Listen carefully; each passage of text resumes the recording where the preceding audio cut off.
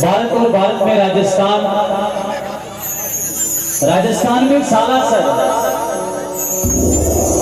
बालाजी महाराज का विशाल दरबार है। दुनिया के लाखों नर नार वहां पर बालाजी के दर्शन खातिर जाते हैं।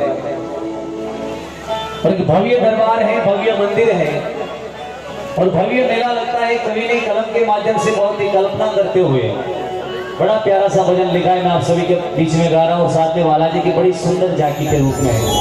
भक्ति को आगे बढ़ाएंगे हम।